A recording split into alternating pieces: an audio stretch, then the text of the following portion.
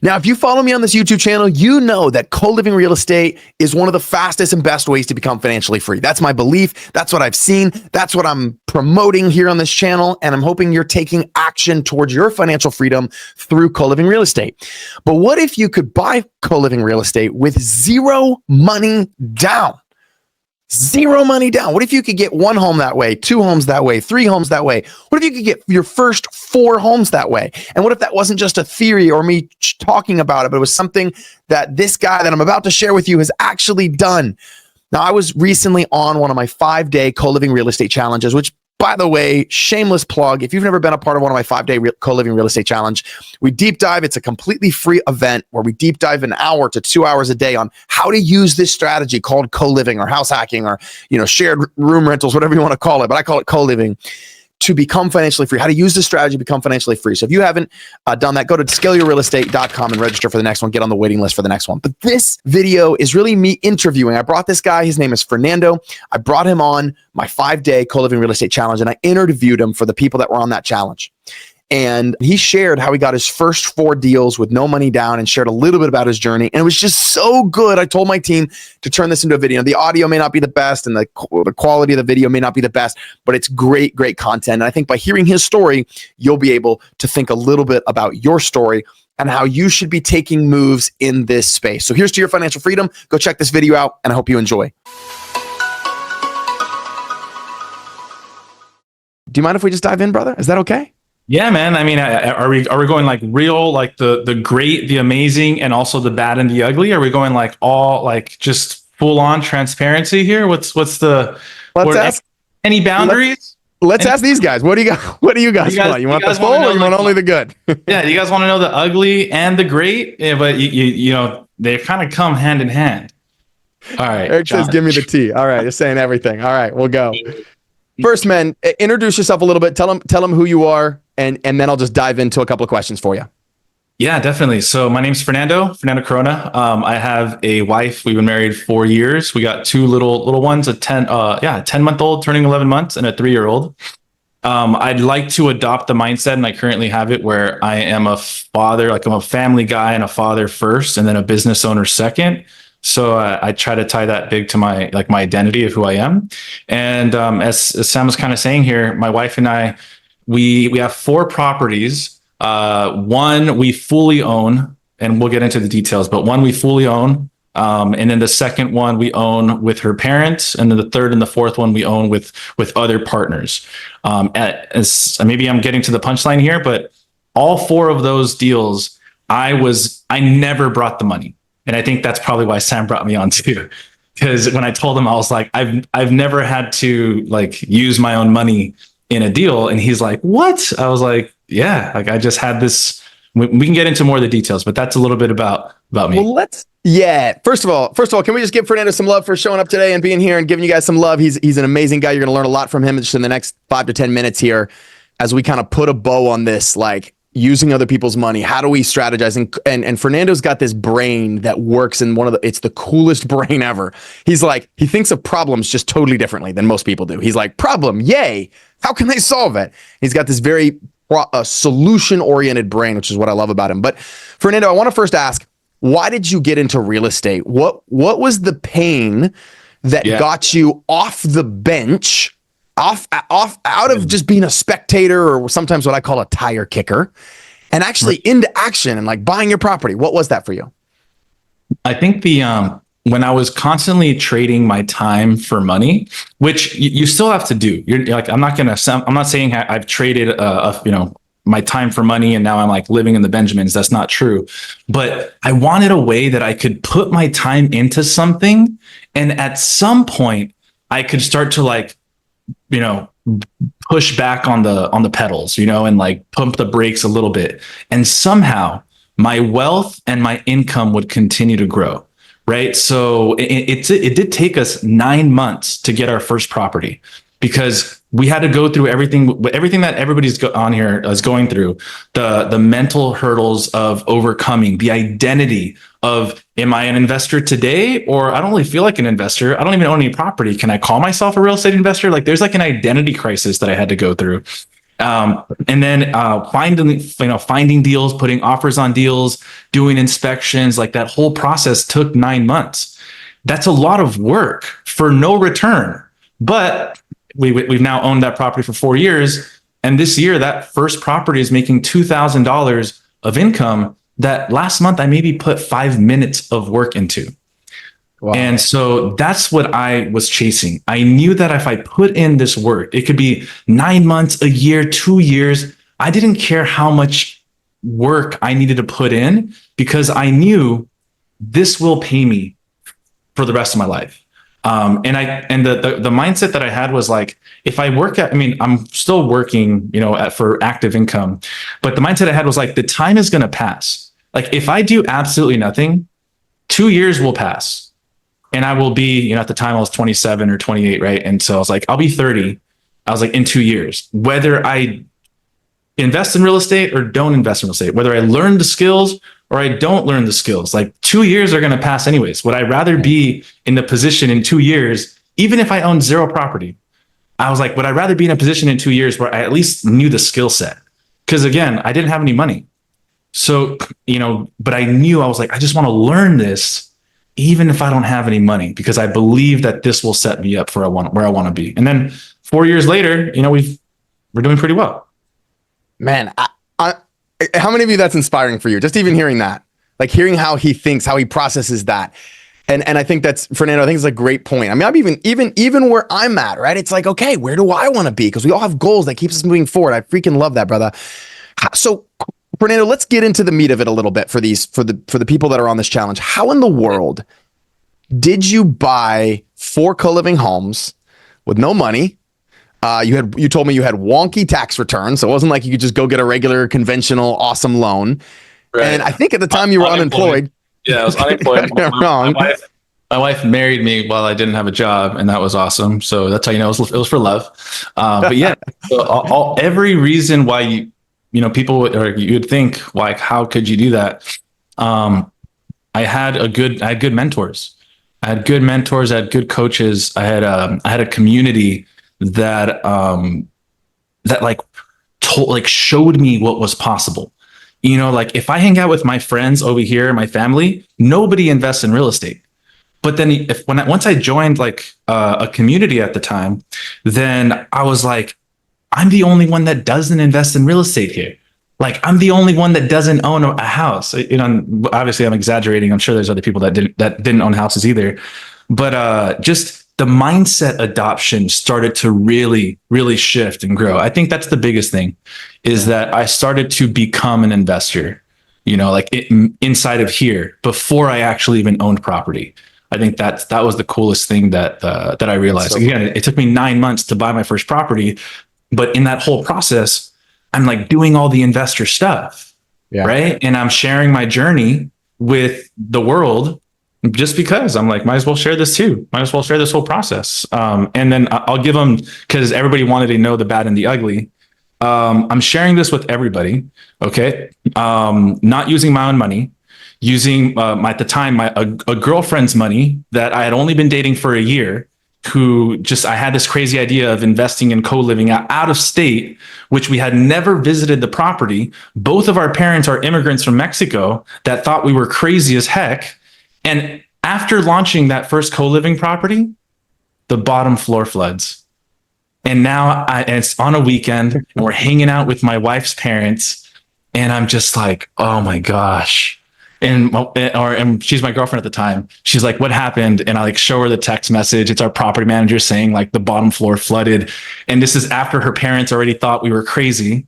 And I was just like, oh man, this is it. Like, this is part of, the good, the bad, the ugly. Like I have to be able to take this hit and be okay with it. Again, grateful. This is the coolest part.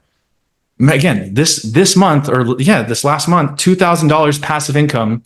So we paid $1,000 repairs and all that stuff. It was brutal. Yes. Emotionally, like I was emotionally like hurting and embarrassed. Like all of that was real. Mm-hmm. And then I had to get through it. I had to say like, this is just part of the game. Like for the life that I want to live, I got to learn how to take these hits. Yeah, that's powerful, man. So tell us, would you mind walking us through Well, just this is actually just a curious question. So did insurance cover it or no? Did you have to come out of pocket for it? No, we because your deductible is already like, $2,500 sometimes. I think it was like 1,500 or 2,500. And so we were just like, oh, we'll just pay it. You just paid it. Yeah. Because it was $1,000. So it wasn't like an insane amount of money. Yeah. No, that's crazy. So tell us, Fernando, how did you buy? Just walk us through, like, I know you did this on our podcast together and it took us a while, and I want to honor your time. I know we've got about 5 more minutes here with you. Would you just walk us through kind of deal 1, deal 2, deal 3, deal 4? Guys, would that be valuable? Or just like him kind of walking through the details of each deal? Would that be kind of fun? How I financed them, how I actually approached the people. Like, yeah, and again, I know we could spend 30 minutes on that, but can we do the 5-minute version? Yeah, I'll do the 5-minute version right now. Okay. Yeah. So yeah, you got a lot of people. So the first one was, again, my girlfriend at the time. She had the money. She was like $65,000, and she had saved it for 5 years. She was trying to buy property in California, and everything she was telling me and the deals and all this stuff she was doing, in my head, I was like, this isn't penciling out. Like, you're not making money.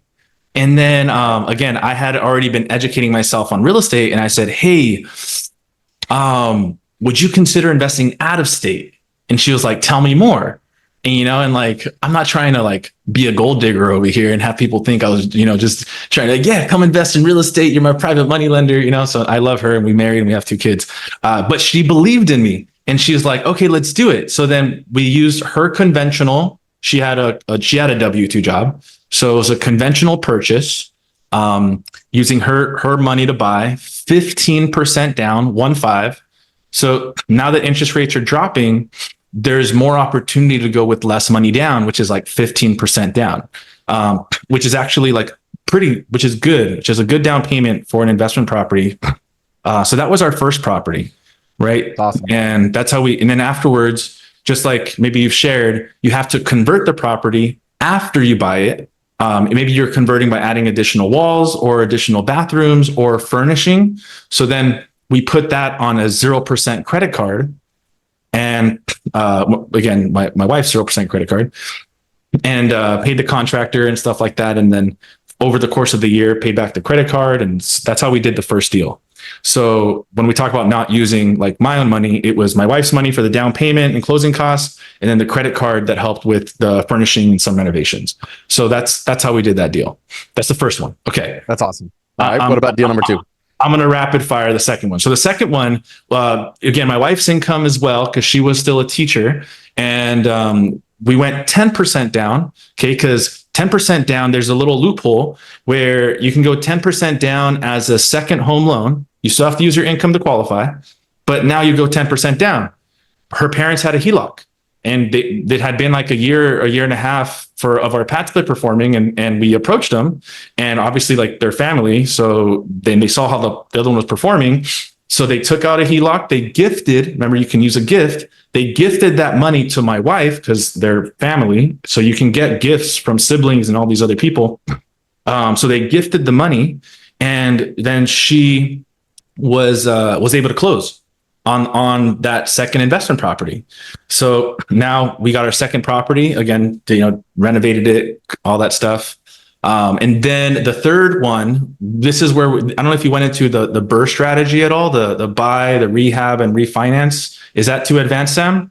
No, take it. I think a lot of people who understand it, we don't deep dive into it in the challenge, but yeah, no, I want them to kind of wrap their head around. This is why you're on, buddy. This is good. So the third and the fourth property, now that I was like, I felt like a little bit more sophisticated of an investor. I'm like, all right, what if I were to buy like a little bit of a beat up property and then I renovated it? So that way the house is worth more after I fix up the property. So, we bought our property for, let's say 230,000, and we put like 60,000 or so of work into it.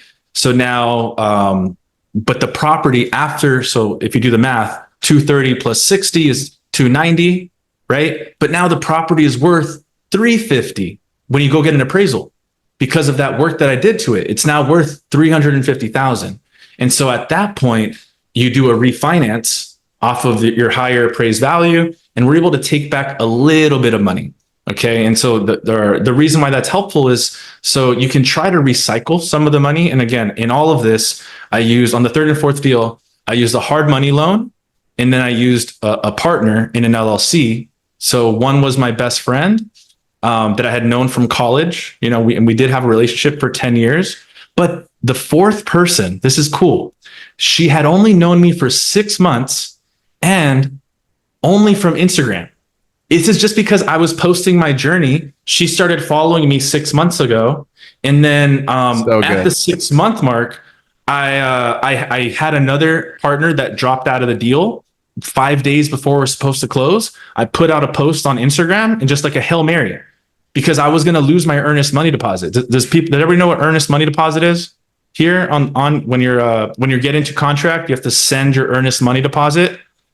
And so that money, once you get past a certain point in the deal, if you don't close, the seller gets to keep the earnest money deposit. And it was like $5,000, which is a lot of money, you know, for me. And so my wife at the time, she was like, you know, don't send the money. She was telling me don't send the money because we wanted the partnership to have skin in the deal, the partner. But I trusted their word, and I was like, no, it's fine. So like I used $5,000, and we sent it, and then the partner just pulled out 5 days before closing. So I sent out this text message or this Instagram post, Hail Mary, hey everybody, I got this deal. These are the numbers. I've got 5 days to close. Anybody interested in like partnering up with me? And of my entire Instagram network, everybody that have followed me, people that have known me for my entire life, one person reached out, and it was somebody who had just started following me 6 months ago. And the next day she wired like $65,000 into escrow. She reimbursed me that $5,000 EMD, right? Because she was the money provider. So I got reimbursed, and she's been a partner for 2 years now. That's so awesome. Can we give it up? Can we give a big hand for that story? That's awesome.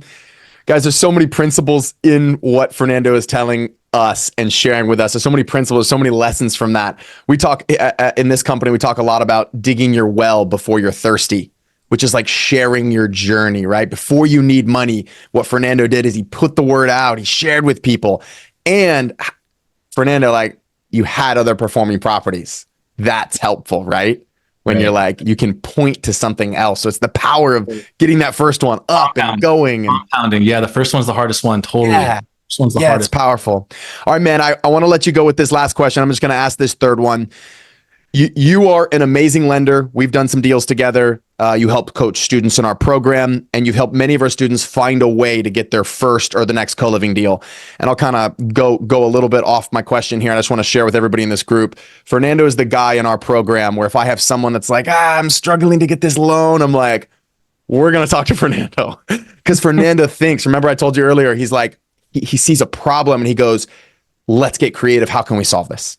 And that's what I love about this. So Fernando, I know you've helped several, bunch of our students get their first or next CoLiving deal, and you've done several of my homes.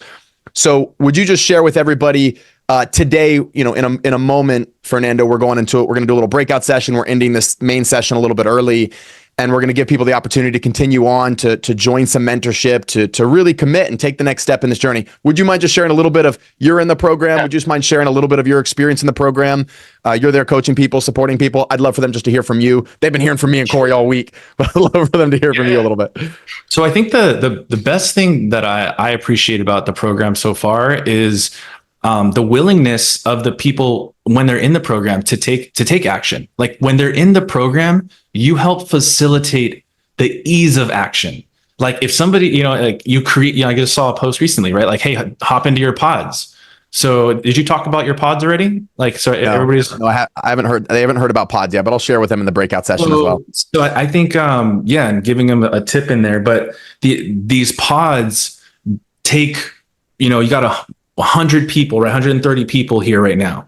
When you're 130 people, I think it's hard to feel like you've got some attention, maybe like on you, like, okay, yeah, but like how am I going to make sure that I get the support I need. And I think when you offer these pods, everybody that I've spoken to is like, oh, I'm going to go talk to my pod after this. Oh, I got this deal. I'm going to take it to my pod and we're going to analyze this deal together. And so now you've got like a group of focus support. Crystal just said it there. So you don't have to wait an entire, you don't have to wait to get to like a bigger group and get people on board. You've got other investors that are already analyzing deals daily, doing it with you there. So I think that's it. That's probably the thing I appreciate most, because I do get referrals that are coming over to do loans, and I'm like, oh, okay, like, did you already analyze? Yeah, I use the calculator. Like, they're so prepared. It's like, yeah, I already did the analysis. I talked to my pod. I did this. I just need to verify these assumptions. And I'm like, whoa, this is cool. I got a meeting with somebody tomorrow, and they're like super prepared already for the meeting. And I'm like, this is cool. So that's awesome, man. Final question. I know I said last one was final question, but I'll give you one more. What's your advice to someone who's interested? Maybe they've been watching this challenge. They're here. They're in the background. Maybe they're washing the dishes right now with the camera. Like, what's your advice to someone who's considering getting into the co-living space? Just ask yourself, again, 2 years from now, if you don't do anything, time is going to pass. And so that was the biggest driver for me. Like, if I don't do anything, 2 years from now, I'll be in the same place. Do I want that? And my answer when I was first getting in was like, no. Like, in 2 years or 3 years or 5 years, whatever, if the time passes, because again, I wasn't married at the time and I didn't have kids, but I knew that in 5 years, I was like, I'm probably going to be married and I'm probably going to have kids. What position do I want to be in? And so now my wife and I talk, and we're like, well, we're not really going to do the college fund that people talk about. We're just going to buy a property for our kid. That's so cool. Like, each of our kids will just graduate with the property, and now they can do a cash out refi and pay for their education. Debt is not taxed, right? So you don't have to worry about it. And then now they have an asset that's gonna, it's gonna appreciate over time, and they're gonna be set, just with one property. So that was a thought process. So just for anybody on the fence there, think about 5 years from now, even if you just develop the skill, like, even if you don't even own a property, but just having the skill is what I believed was going to get me to where I want to go. If I just learn the skill, that's it. Just knowing will get me one step closer. Ladies and gentlemen, I'm sure we could sit here for the next hour and pick Fernando's brain. Please blow up the chat for him. He came on. This is actually a last minute. I texted him this morning. I knew today was money day, and I was like, I want to see if I can get Fernando on. So he changed his schedule. He mixed it up. He gave us a few minutes of time. Fernando, we love you, brother. Thank you so much. We dropped your Instagram in the chat. I believe Corey just dropped your Instagram in there. Let's blow it up. Let's give him some love. And Fernando, we'll see you on the next call, brother. Thank you so much. God bless. Bye, see you guys. Bye, Sam. Thank you, everybody. Fernando is now one of the best lenders in the entire United States, in my opinion, for co-living real estate. And I think that that's really a powerful thing to say, especially going back to his journey and him being on his journey. Guys, I think that we should all have this hat of how do we solve problems, not how do we just come up against a problem and then turn away and go do something else. And Fernando demonstrates there's a way if you persevere and you push through on his journey to financial freedom. So here's to you taking action, moving forward in your journey to financial freedom. I hope you enjoyed that video. Please give us a like, give us a subscribe, and God bless you guys. I'll see you on the next video.